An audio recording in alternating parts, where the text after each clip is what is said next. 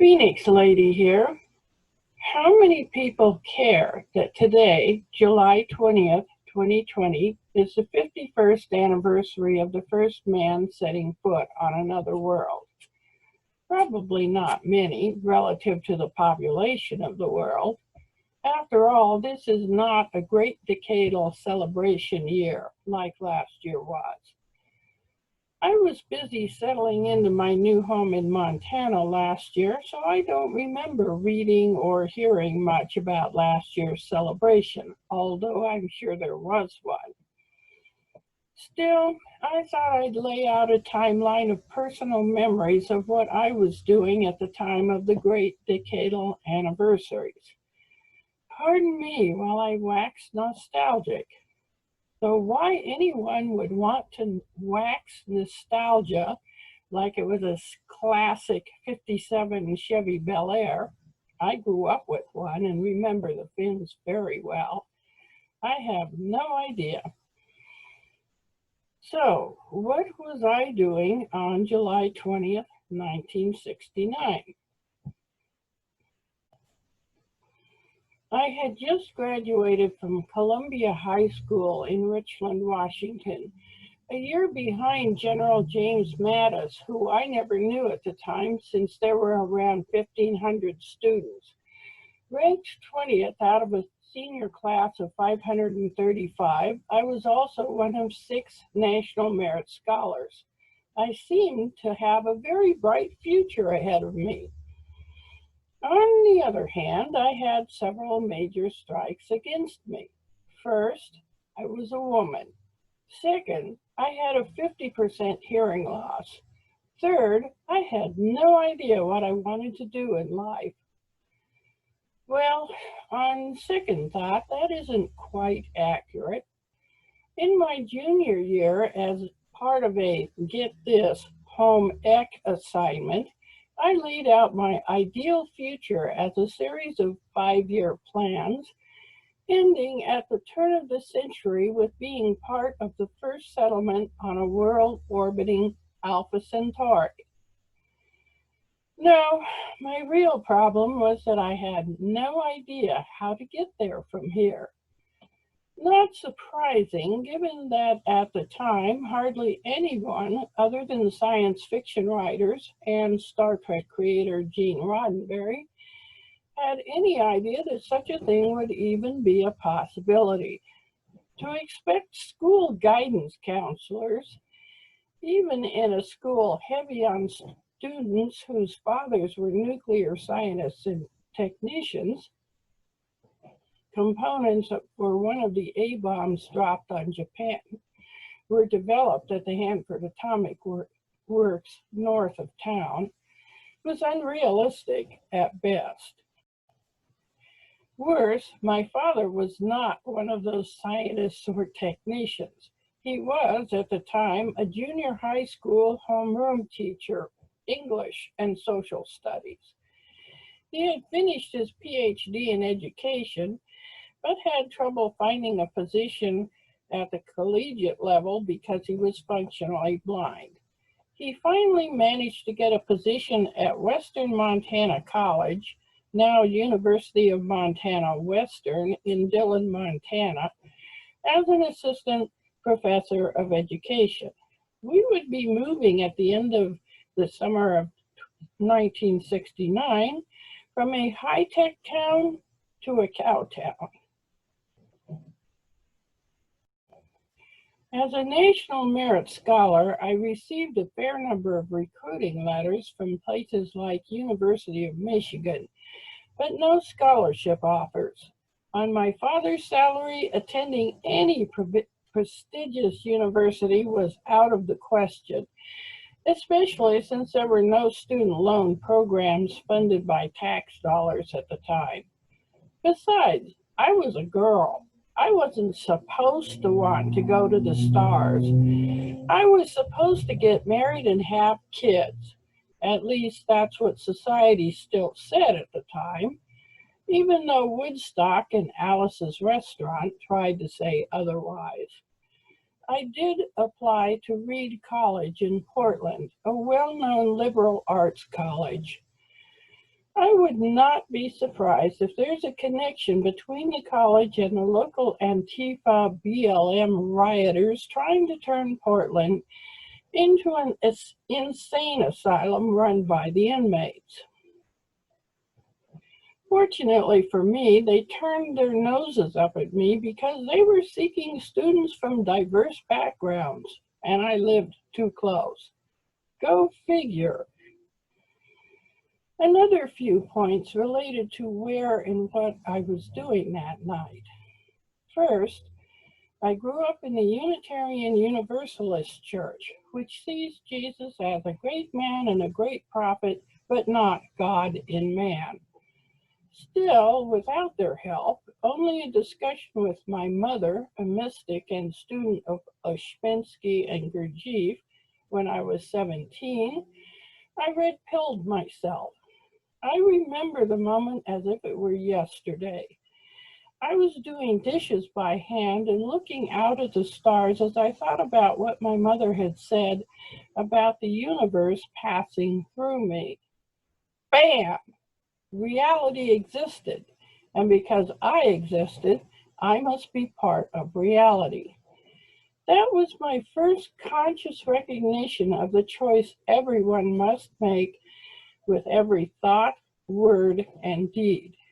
I chose acceptance then and have ever since, even when I had no idea what or who reality is, much less my place in it. This acceptance has a lot of implications, which I will go into in other videos. Like other churches, the Unitarians had a typical youth groups and other summer camps and conferences. I belonged to the LRY, Liberal Religious Youth, and attended a summer camp at Seebeck on the Hood Canal in Washington State that summer. Here I met and fell in love, I thought, with my first boyfriend. Odd that I don't remember his name now. I only mention him because somehow it's linked with our attendance at an LRY conference over the weekend of the Apollo 11 mission in Seattle. The mission had launched on the 16th, the day before my 18th birthday, and was scheduled to land on Sunday the 20th. Naturally, we kids had to have a party celebrating or mourning the loss of the moon's virginity. No, I didn't get drunk, drop acid, smoke grass, or have sex, though I'm sure others did.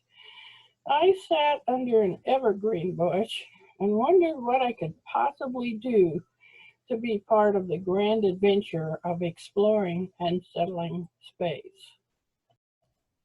Fast forward 10 years to July 20th, 1979. I dropped out of college at Western after a year because I didn't want to be a teacher, and it was painfully obvious I wasn't going to get into space if I stayed in Dillon. I'd also been told by my first boyfriend that there was no future for us, by letter from Nepal of all places, and had promptly taken advantage of that freedom to meet my second boyfriend, who eventually became my husband. And I do mean promptly, as in literally the same day. It didn't hurt that we were both hardcore Star Trek fans, or that he had grown up in a military family with a father who had served in World War II and Korea as a medic. We got married on 7/2/72, just before my 20th birthday, and moved to the downriver area of Detroit, where my husband had a job as an immigration inspector at the bridge and tunnel to Windsor, Ontario. This isn't the place to detail the woes and successes of those years. As the 10th anniversary of Apollo 11 approached, we lived in a small apartment in the small town of Flat Rock, Michigan, at the south end of Wayne County. The drain had stopped up, and I was bored out of my mind as the apartment owners struggled with it. I picked up a book my mother had sent me the previous year as a birthday present. This was Gerard O'Neill's The High Frontier. I've included the link below. He was a physics professor at MIT. He'd posed a question to his Physics 101 students. Is the surface of a planet the best place to build a settlement or civilization? I'm paraphrasing because I haven't read the book in decades. Very much to his surprise, the answer turned out to be no. Bam! I read the book in one sitting and knew I had to be part of this grand adventure. But what could a wannabe writer working at a cookie shop in the nearest mall possibly do that would give me the skills needed in a space settlement?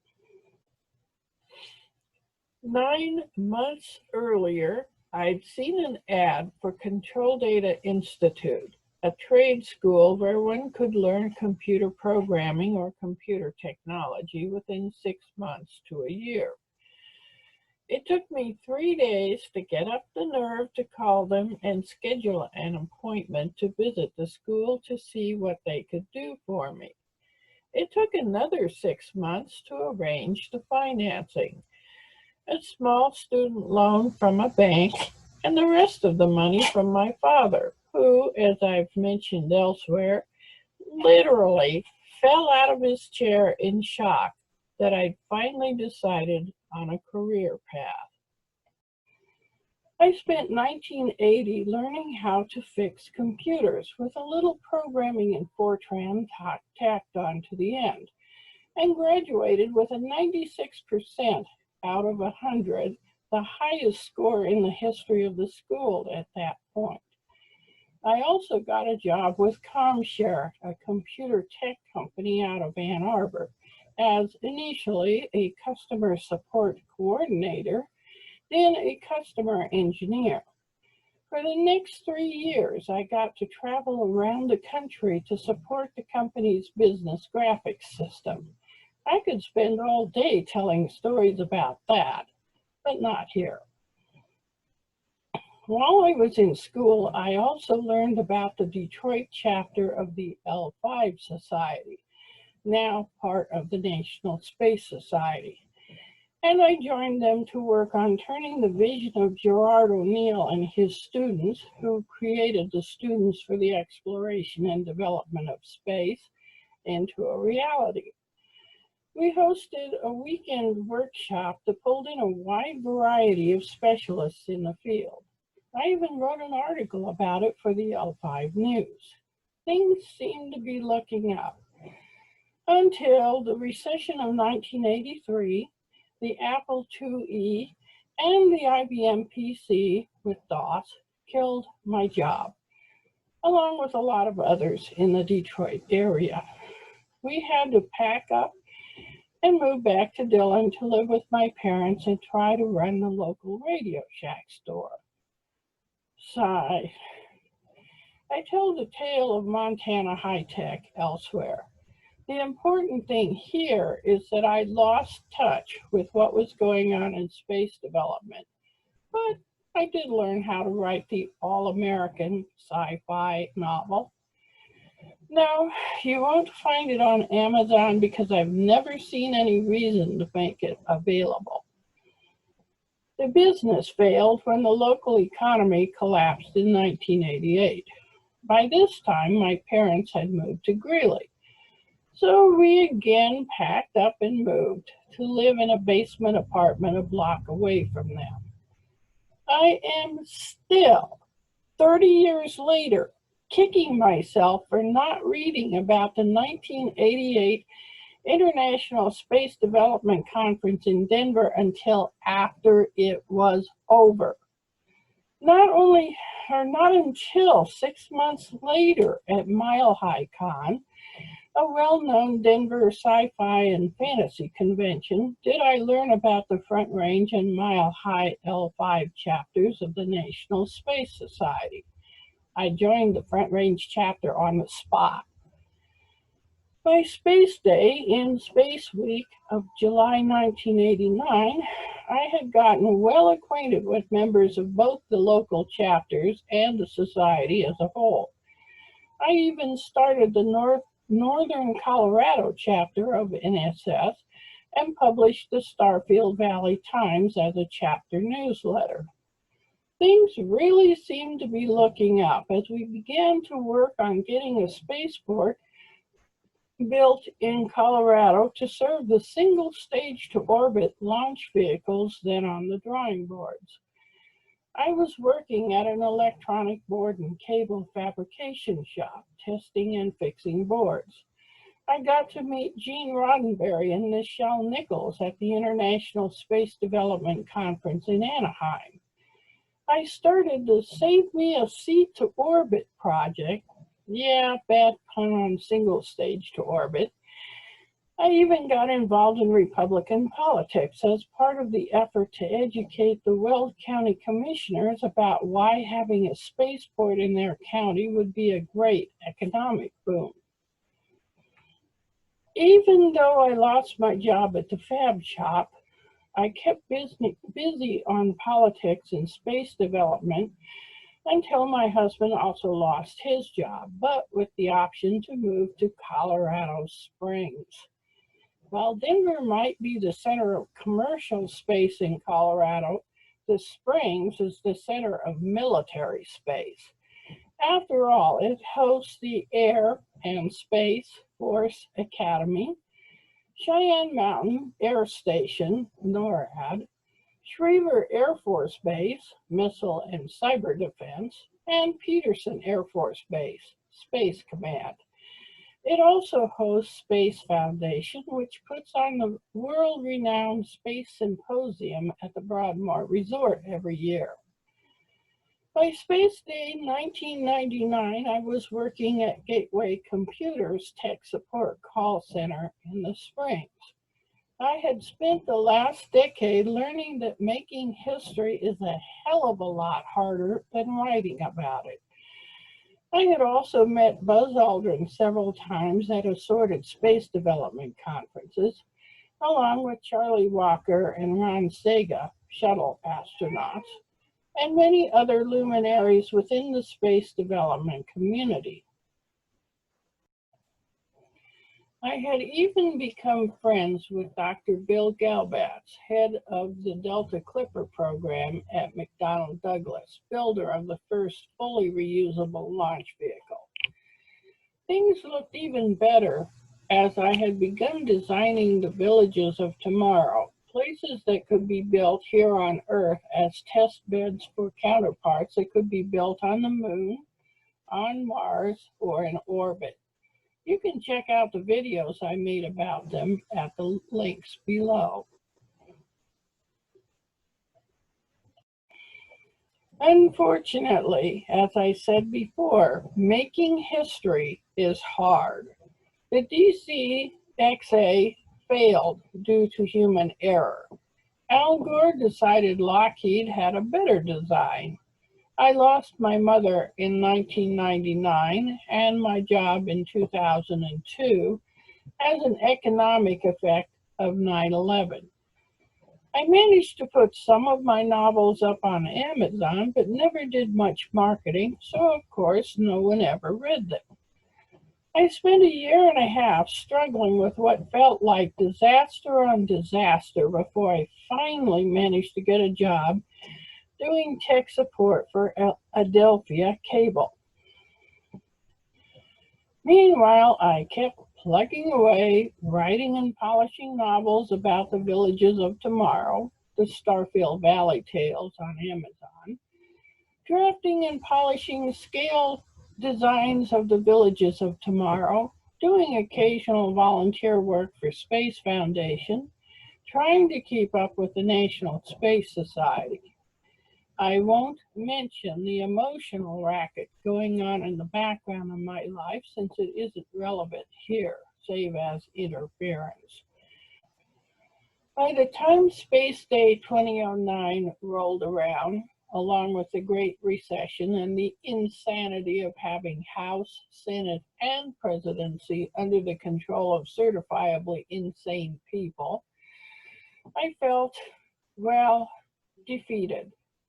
Even with Spaceship One successfully winning the X Prize for reaching space with a fully reusable, privately funded launch system, and Elon Musk beginning work on SpaceX, and Jeff Bezos doing the same with his Blue Origins, I couldn't see how the country could survive the efforts of the Obama administration to fundamentally transform the country into what amounts to a Marxist utopia. Besides, Space Day of 2009 found me and my family getting settled into a house purchased close to the beginning of the long climb out of the recession. We got a much better deal on this house than on the previous one we bought in 2001, with much better interest rates, plus the $8,000 check from the feds for taking the chance. But we also had 3 essentially insane younger people living with us at my husband's behest. That situation sort of blew up at the beginning of 2010, thank goodness, and we got rid of 2 of the nutcases. The third one at least paid rent as long as he remained employed for several more years. For some reason, most of the Obama years are something of a blank to me. Part of this might be because the Republicans took back the House in 2010, only to have Harry Reid in the Senate sit on everything they sent up. I kept working in tech support through the change in ownership from Adelphia to Time Warner Cable, and eventually to Charter Communications, aka Spectrum. I managed to put a few more novels up on Amazon and to volunteer at Space Foundation's Discovery Center and the Symposium. But I felt as though the growth of the population of screaming crybabies, both within the country and without, would all too soon lead to the end of civilization. Then Trump came along, and I watched with increasing bemusement and amusement as this blunt, tough-talking businessman, who may have been encouraged to run by the Clintons to enable Hillary to win in 2016, so she could continue the efforts of the crybabies to take down the world, ran roughshod over every single Republican candidate out there. My vote for him was a thumbs down to Hillary, whom I have always considered to be so far into his insanity that she really would destroy the world if she could.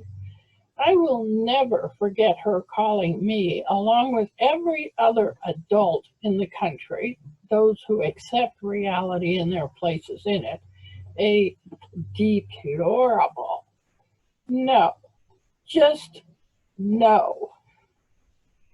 I lost my beloved husband in 2017 and left Charter the same year.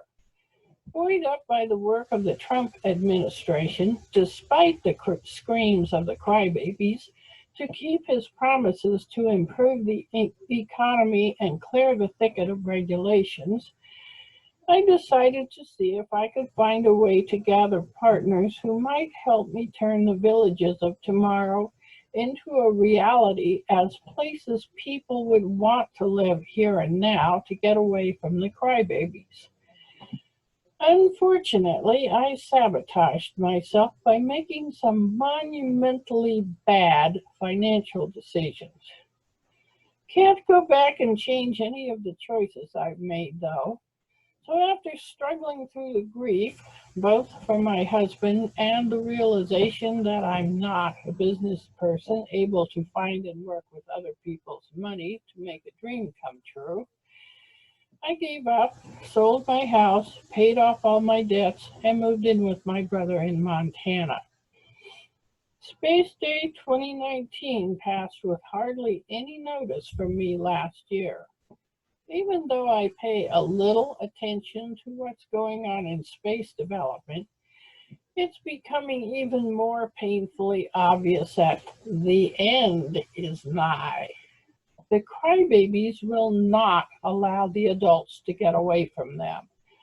We exist to serve as slaves, taking care of every need and want immediately, or else.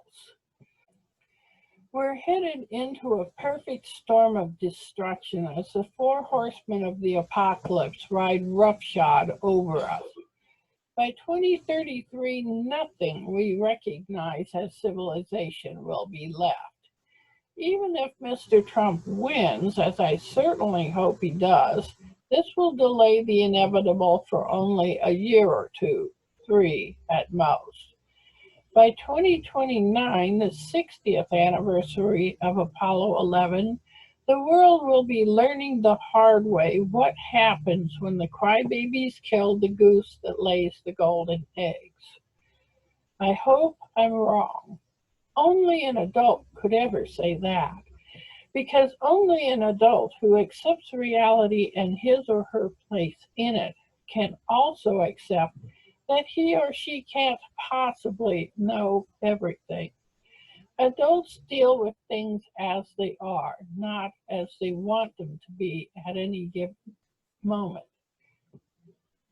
If things aren't as they would like them to be, adults figure out ways to try to bridge the gap between here and now and what they'd like there and then to be.